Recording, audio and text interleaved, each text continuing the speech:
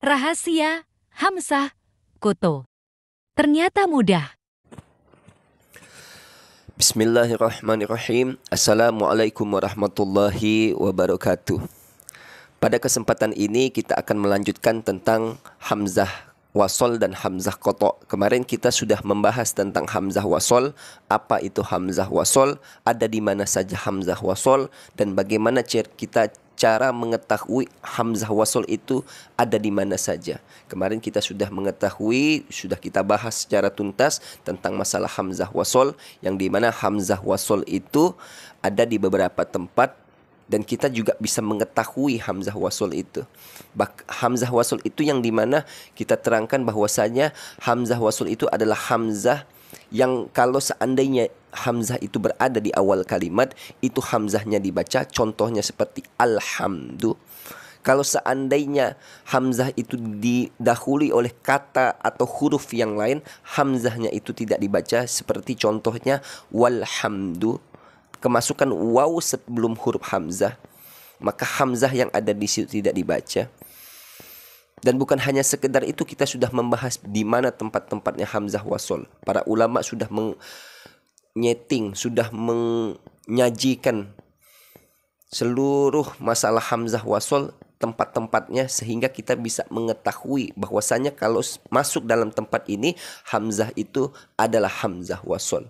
Yang kemarin kita sudah bahas tempat-tempat Hamzah Wasol ada di fi'il sulasi, ada di fi'il khumasi, ada di fi'il sudasi. Fi'il sulasi itu adalah fi'il yang terdiri dari 3 huruf. Tempat Hamzah Wasol itu ada di fi'il amar mufrad, di fi'il sulasi. Yang dimana di fi'il sudasi itu ada di 3 tempat. Ada di fi'il madhinya, ada di masdarnya, ada di fi'il amarnya, di fi'il khumasi. Fi'il yang terdiri dari 5 huruf. Contohnya misal ada lafaz injala, yanjal, injila, wa munjalan, fahuwa munjalin, wa dzaka munjalan, injali, injali. Itu semuanya tempat-tempat di mana hamzahnya itu adalah hamzah wasol. Juga di fi'il khumasi contohnya, di fi'il sudasi contohnya, misalkan di fi'il yang terdiri dari 6 huruf, istaghfaro contohnya, itu ada di 3 tempat. Ada di fi'il amarnya, ada di fi'il madhinya, ada di masdarnya. Contoh yang di fi'il madhi, istaghfaro, kita tasrif ke istilahi, yastaghfiru, istighfaron. Istighfaron itu masdar daripada lafaz istaghfaro, istighfaron. Lafaz hamzahnya itu adalah hamzah wasol. Istaghfiru fi'il amarnya, maka hamzah yang ada di situ juga hamzah wasol. Dan kita sudah mengetahui bukan hanya sekedar ada di 3 fi'il ini, tempat-tempat fi'il sulasi, fi'il khumasi, dan fi'il sudasi, juga ada di lafaz-lafaz tertentu seperti lafaz ismun, lafaz ibnun, lafaz ibnatun, lafaz imroun, lafaz imroatun, lafaz isnaini, lafaz isnataini. Seperti itu. Bukan hanya sekedar hamzah itu tidak dibaca, akan tetapi ada beberapa kasus hamzah itu harus dibuang. Contoh seperti lafaz bismillah, biismillah. Asalnya biismillah, tapi karena sudah sudah terbiasa orang membacanya, liaktsaril isti'mal misalkan, maka hamzah itu harus dibuang, sehingga lafaz itu menjadi bukan dibaca bismillah, akan tapi bismillah. Itu kasus itu hanya terletak pada basmalah saja. Contohnya lafaz ibnun misalkan. Ibnun itu ada hamzahnya, akan tetapi hamzah di lafaz ibnun di situ boleh dibuang, bahkan harus dibuang ketika dihimpit dengan 2 alamiyah contohnya, dan tidak digabungkan sebagai jumlah ismiyah atau jumlah mubtada dan khobar. Contohnya lafaz qala aliyun, qala aliyu bin abi thalib misalkan.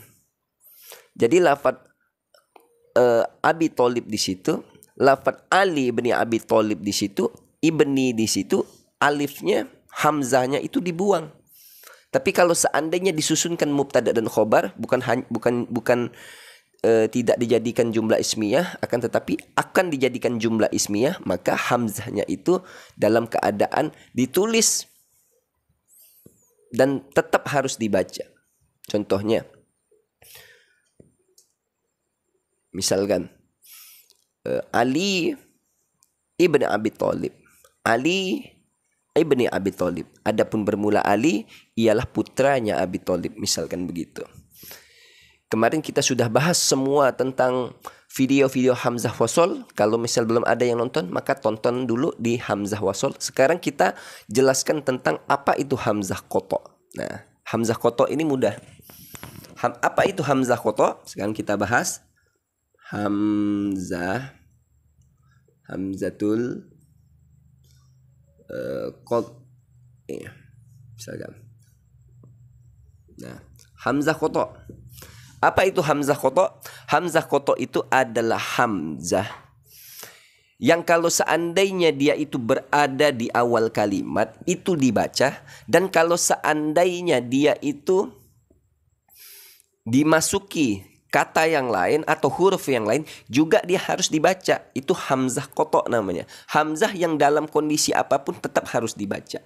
Contohnya misal ada lafaz ukrim. Ukrim. Muliakanlah misalkan. Maka lafaz ukrim di sini ada hamzah di sini. Ini hamzah. Hamzatul Qat'i. Misalkan. Ini Hamzah Qata' ini. Yang kalau seandainya hamzah ini dibaca ukrim, tidak dimasukin kalimat yang lain. Kalau seandainya dimasukin kalimat yang lain, ditambahkan waw misalkan. Wa ukrim tetap. Wa ukrim. Nah, begitu. Tetap juga harus dibaca hamzahnya. Tidak dibaca wakrim. Tetapi wa ukrim. Nah, seperti itu. Ya. Itu adalah Hamzah Qata'. Pokok setiap ada hamzah yang semacam ini adalah Hamzah Qata'. Bagaimana kita mengetahui, Ustadz? Kalau seandainya hamzah ini adalah Hamzah Qata', maka para ulama sudah menentukan, bahwasanya Hamzah Qata' itu ada di suatu tempat. Yang itu mudah kita untuk menghafalnya. Contohnya, Hamzah Qata' itu ada di satu tempat. Ya, yaitu pada fiil al-fi'lul rubai. Nah, fiil rubai. Ya. Fi'il rubai. Apa itu fi'il rubai? Fi'il rubai itu adalah fi'il yang terdiri dari 4 huruf. Hurufnya itu ada 4. Contohnya lafaz uhsin. Nih. Ini huruf pertama, alif hamzahnya. Ha-nya ini huruf kedua. Sa-nya ini huruf ketiga. Nun-nya ini huruf keempat. Nah, begitu seperti contohnya. Huruf keempat. Jadi fi'il rubai ini adalah fi'il yang terdiri dari 4 huruf. Nah, begitu. Adapun hamzah wasol pada fi'il rubai ini, hamzah yang pertama ini adalah Hamzah Qata'. Yang kalau seandainya Hamzah Qata' ini disambung dengan fi'il yang lain, dengan huruf yang lain, maka hamzah ini tetap harus dibaca. Contohnya ukrim. Ini huruf pertama, ka huruf kedua, ro huruf ketiga, mim huruf keempat. Ini 4 huruf. Ini pasti Hamzah Qata'. Hamzahnya. Yang contoh misalkan uhsin, kalau disambungkan dengan kata yang lain, wa uhsin, tetap harus begitu. Wa uhsin. Nah, begitu. Wa uhsin. Tetap harus begitu cara bacanya.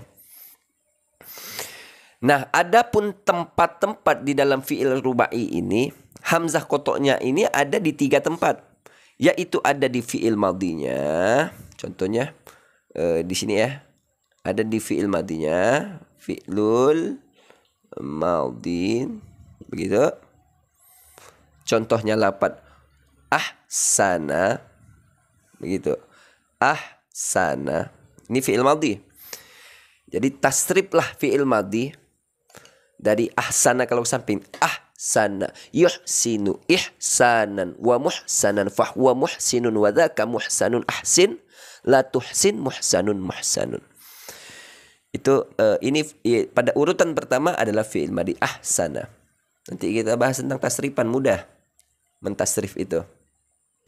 Yang kedua, tempat pada fi'il rubai ini ada di masdarnya. Masdar. Masdar itu adalah tasrifan fi'il dari urutan ketiga. Contohnya adalah lafaz ahsana yuhsinu urutan kedua, urutan ketiganya ihsanan, ihsanan, ihsanan. Begitu. Ihsanan.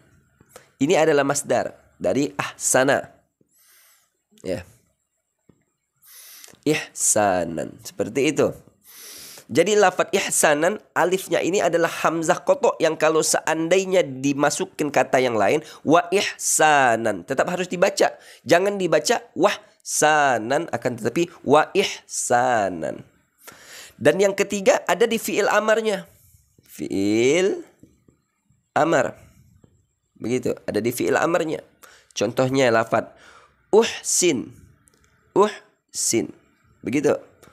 Uhsin. Nah, ini fi'il amarnya. Uhsin di sini kalau seandainya dimasuki dengan kata yang lain dibaca wa uhsin. Nah, seperti itu. Jadi tempat-tempat hamzah kotok yang hamzahnya itu kalau seandainya di awal kalimat itu dibaca dan kalau seandainya dimasukkan dengan kata yang lain itu juga harus dibaca, maka hamzah itu dikategorikan hamzah kotok. Dan hamzah kotok ini ada di satu tempat, yaitu di fi'il rubai, yaitu fi'il yang terdiri dari 4 huruf. Di fi'il rubai ini ada di 3 bagian atau di 3 tempat, yaitu ada di fi'il madhinya. Fi'il rubai, fi'il yang 4 huruf yang di fi'il madhinya, dan di masdarnya, dan di fi'il amarnya. Fi'il madhi, masdar, dan fi'il amar. Itu semuanya ketika kita bertemu di dalam teks bahasa Arab, ada huruf 4. Fi'ilnya itu 4 huruf. Ada di fi'il madhi, masdar, dan fi'il amar, ada hamzahnya.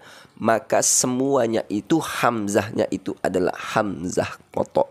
Begitu pengertiannya. Kalau seandainya kita bertemu tulisan Arab tidak berharokat, terus jumlah harokat fi'ilnya itu ada 4, jumlah huruf dalam kalimat fi'ilnya itu 4, maka semuanya itu adalah hamzah kotok. Yang kalau seandainya ada kata yang lain, kata yang di sebelumnya itu tidak bersambung dengan 4 ini, maka kita bacalah dengan cara hamzahnya itu diharokati atau dibaca. Kalau seandainya hamzah wasol, kita bertemu di dalam tulisan Arab yang tidak berharokat, didahului dengan huruf yang lain, maka hamzah wasol itu pastikan jangan dibaca. Itu pengertiannya. Oleh karena itu, mudah-mudahan pengertian yang sedikit ini, hamzah kotok, bisa memberikan kita pengetahuan bahwasanya ada hamzah yang kalau seandainya disambung dengan kata yang lain, itu hamzahnya tidak dibaca. Ada hamzah yang kalau seandainya disambung dengan kata yang lain, hamzahnya itu dibaca. Itu yang dinamakan hamzah wasol dan hamzah kotok. Seperti itu. Mungkin ini saja yang bisa saya sampaikan.